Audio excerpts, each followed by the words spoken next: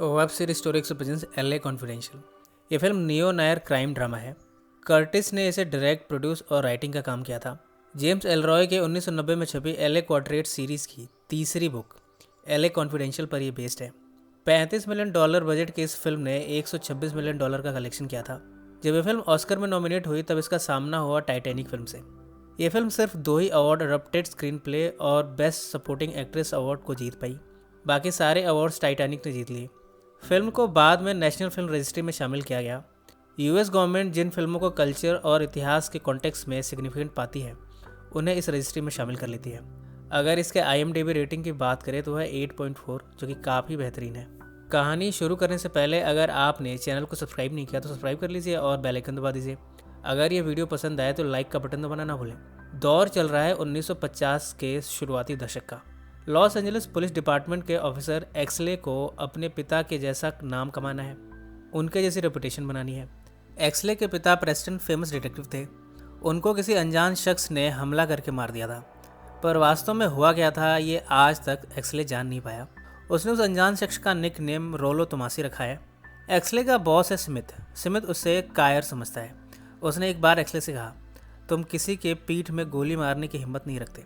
एक्सले बड़ा इंटेलिजेंट है पर करियर को लेकर एम्बिशियस भी है। इस वजह से उसके सहकर्मियों ने उसे अलग थलग कर दिया है। अपने ही ऑफिस में एक्सले अपने आप को आइसोलेटेड महसूस करता है। इन सब में एक्सले ने ब्लडी क्रिसमस केस में गवाही देने को वॉलंटियर किया है। ब्लडी क्रिसमस केस 1951 का केस है जिसमें 7 सिविलियंस को बुरी तरह मारा गया था। एक्सले ये सब कर रहा है क्योंकि बदले में प्रमोशन चाहता है डिटेक्टिव लेफ्टिनेंट के तौर पर। ऐसा करके वो अपने पिता की रेपुटेशन को जस्टिफाई कर पाएगा और अपने सपनों को पूरा कर पाएगा।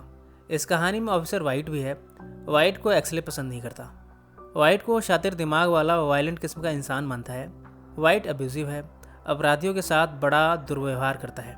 वाइट ने बचपन में अपनी माँ के साथ पिता द्वारा जुर्म होते देखा, इसलिए वह आज भी किसी भी औरत के साथ कोई अपराध होते देख नहीं पाता और जैसे वो देखता है अपराधी के साथ हिंसक हो जाता है। इस कहानी में गैंगस्टर भी है, कोहेन। गैंगस्टर मिकी कोहेन को जेल में रखा गया है टैक्स एवेजन के जुर्म में। जब वो जेल में है तो बाहर उसके अंडर में काम करने वालों की मिस्टीरियस तरीके से हत्याएं हो रही हैं। अब ये समझ में नहीं आ रहा कि ये सब कर कौन रहा है। इन सब में कैप्टन स्मिथ ने वाइट को रिक्रूट किया है लॉस एंजलिस के क्रिमिनल्स को टॉर्चर करने के लिए और उनके अंदर डर पैदा करने के लिए। कैप्टन स्मिथ का सोचना है कि जो भी क्रिमिनल्स लॉस एंजलिस में कदम जमाने की कोशिश कर रहे हैं उन्हें वाइट इस शहर से खदेड़ सकता है। इस तरह वाइट ने इस काम का जिम्मा अपने कंधों पर ले लिया। एक लिकर स्टोर पर उसकी मुलाकात लिन से हुई। लिन एक हाई प्रोफाइल प्रोस्टिट्यूट है। तभी बाहर वाइट को कार में एक औरत दिखी जिसके नाक पर पट्टी बंधी है। उसके साथ एक शख्स भी बैठा है। वाइट पास जाकर उनके बारे में पूछताछ करता है, पर लड़की ने उसे कुछ खास नहीं बताया, बस यही कहा, तुम जैसा देख रहे हो वैसा कुछ भी नहीं है। वाइट को दाल में कुछ काला लग रहा है। यहाँ वाइट के साथी ने बताया कि महिला के साथ जो शख्स था वो फॉर्मर कॉप है। इस बात ने वाइट को और भी उलझा दिया है। इन सब में एक केस में एक्सले ने डिक के खिलाफ गवाही दे दी। मामला ड्रग डीलिंग गैंग से जुड़ा था। एक्सले ने अपनी गवाही में डिक को भी इस गैंग का नज़दीकी बताया। जुर्म साबित होने पर डिक को फायर कर दिया गया। तब से वाइट एक्सले को पसंद नहीं करता। इन सब में वाइट ने रिश्ते बना लिए हैं लिन से। एक्सले नाइट ऑल कॉफ़ी शॉप में हुए 5 लोगों की हत्या और लूट के केस को देख रहा है। यहाँ जो 5 लोगों की लाश मिली है उनमें एक लाश डिक की भी है। एक्सले और उसके साथी ने इस केस में 3 अफ्रीकन अमेरिकन को अरेस्ट किया है। सब ने ये मान लिया है कि ये केस क्लोज हो गया और अपराधी सजा भुगत रहे हैं, पर अभी किसी का सच से सामना नहीं हुआ। बाद में तीनों कैदी भाग निकले पर एक्सले ने इन्हें पकड़कर शूटआउट में मार दिया। एक्सले को उसकी बहादुरी के लिए सम्मानित किया गया। अब एक्सले और वाइट साथ में हैं। दोनों ने शहर से करप्शन को मिटाने के लिए हाथ मिलाया है। इस कहानी में नारकोटिक्स डिटेक्टिव जैक भी है। उसका एक ड्रामा सीरीज में टेक्निकल एडवाइज़र के तौर पर नाम है। उसकी दोस्ती है ह्यूशुश मैगजीन के पब्लिशर सिड से। सिड जैक को इन्फॉर्मेशन देता रहता है सेलिब्रिटी क्रिमिनल्स एक्टिविटीज़ पर। इससे जैक उन्हें अरेस्ट करता है। सिड को मसाला मिल जाता है अपनी मैगजीन में छापने के लिए।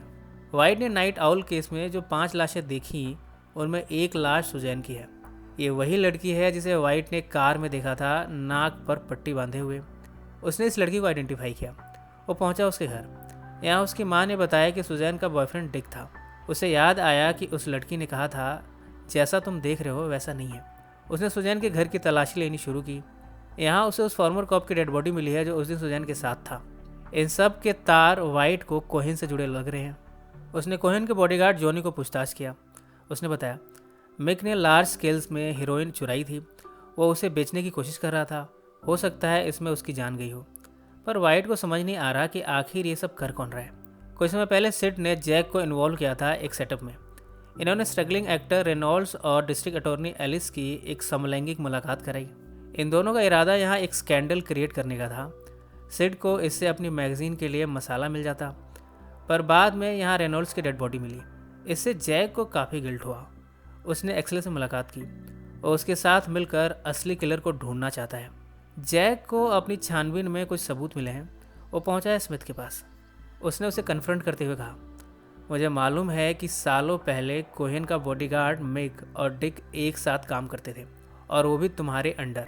पैचेट, जिसका वेश्या के साथ फोटोग्राफी में बिजनेस था, वो बड़े बड़े सेलिब्रिटीज़ के साथ उन वेश्याओं को भेजकर फ़ोटोज़ निकालता था। एक स्कैम में वो पकड़ा गया, पर तुमने उसके खिलाफ केस को चलने नहीं दिया, उस केस को ड्रॉप करा दिया। इतने में स्मिथ ने अचानक से जैक पर गोली चला दी। जैक ने मरते हुए नाम बड़बड़ाया, रोलो तमासी। ये वही निकनेम है जिसे एक्सले ने अपने पिता के किलर को दिया था। इस नाम को एक्सले ने जैक पर भरोसा करके उसे बताया था। अगले दिन स्मिथ ने एक्सले से पूछा, ये रोलो तमासी कौन है? इससे एक्सले का शक पड़ने लगा है स्मिथ पर। उसे ये समझ नहीं आ रहा कि स्मिथ को ये नाम कैसे पता चला। जैक के मर्डर में वाइट सिड से पूछताछ कर रहा है, पर तभी स्मिथ ने उसे कुछ तस्वीरें दिखाई जिसमें एक्सले लिन के साथ हमबिस्तर हो रहा है। कुछ दिन पहले एक्सले लिन से मिला था। दोनों जब साथ में थे तब किसी ने इनकी तस्वीरें निकाल ली। ये स्मिथ तक पहुंची और अब स्मिथ ने इन्हें वाइट को दिखाया है। वाइट गुस्से में अब एक्सले को ढूंढ रहा है। पुलिस स्टेशन में वाइट और एक्सले की लड़ाई हुई। यहाँ दोनों एक दूसरे को धोखा देने का आरोप लगा रहे हैं, पर बताते भी जा रहे हैं कि इन्हें इनकी खबर कैसे मिली। जब दोनों को ये रियलाइज़ हुआ कि स्मिथ करप्ट है, इन्होंने फाइट करनी बंद कर दी। इन्होंने ये पता लगाया कि डिक ने मिक को मारा था हेरोइन चुराने के जुर्म में। साथ ही ये भी कि नाइट आउल में जो हत्याएं हुई वो भी स्मिथ ने ही कराई थी। उसका इरादा डिक को मरवाने का था। स्मिथ के आदमियों ने सबूत प्लांट किए थे जिससे कि वे 3 अफ्रीकन अमेरिकन पर शक जाए। बाद में उन्हें पकड़ा गया और असली अपराधी कभी पकड़ा ही नहीं गया। एक्सले और वाइट ने मिलकर डिस्ट्रिक्ट अटॉर्नी एलिस से पूछताछ करनी शुरू की। एलिस ने कहा, मुझे इतनी जानकारी है कि स्मिथ और पैचेट, जो कि फोटोग्राफर होने के साथ साथ रैकेट भी चलाता था, ये मिलकर गैंगस्टर कोहेन के क्रिमिनल एम्पायर को टेक ओवर करना चाहते थे। अब तक जो भी हत्याएं हुई हैं सब स्मिथ के इशारों पर हुई हैं। इस पूछताछ के कुछ समय बाद एक्सले और वाइट को पैचेट और सिड भी मरे हुए मिले हैं। स्मिथ को भी खबर लग चुकी है कि वाइट और एक्सले उसके बारे में काफ़ी कुछ जान चुके हैं। उसने उन्हें एक जगह बुलाया। यहाँ स्मिथ के हिटमैन ने इन पर वार किया। दोनों ने मिलकर हिटमैन को मार गिराया। यहाँ दोनों घायल भी हुए। एक्सले ने स्मिथ को गन पॉइंट पर लिया। स्मिथ ने अपने बचाव में कहा, मैं जब पुलिस आएगी तब सब कुछ एक्सप्लेन कर दूंगा, तुम्हारे बारे में अच्छी बातें कहूँगा, मैं तुम्हारा प्रमोशन भी करा दूंगा। इसके बाद स्मिथ जाने लगा। एक्सले ने उसके बैग में गोली मारी। यहाँ एक्सले को याद आया जब स्मिथ ने उसे कहा था, तुम किसी की पीठ में गोली मारने की हिम्मत नहीं रखते। पुलिस स्टेशन पर एक्सले और वाइट ने स्मिथ के करप्शन के बारे में सबको बताया, पर लॉस एंजलिस पुलिस डिपार्टमेंट इस बात को मीडिया के सामने नहीं आने देना चाहता कि उनका ही ऑफिसर करप्ट था। इसलिए उन्होंने मीडिया के सामने कहा है, स्मिथ एक हीरो था, उसने पुलिस डिपार्टमेंट के लिए बहुत योगदान दिया। इस क्रम में उसने अपनी जान गंवा दी। इसके बाद एक्सले को उसकी बहादुरी के लिए मेडल दिया गया। अंत के सीन में एक्सले ने लिन और वाइट को एक साथ ड्राइव पे जाते देखा। दोनों लिन के एरिजोना वाले घर पे जा रहे हैं। इसी नोट पर यह फिल्म समाप्त हो गई। ये कहानी आपको कैसी लगी कमेंट्स में ज़रूर मेंशन करें। सो फ्रेंड्स, फिर मिलेंगे ज़िंदगी के किसी नए मोड़ पर।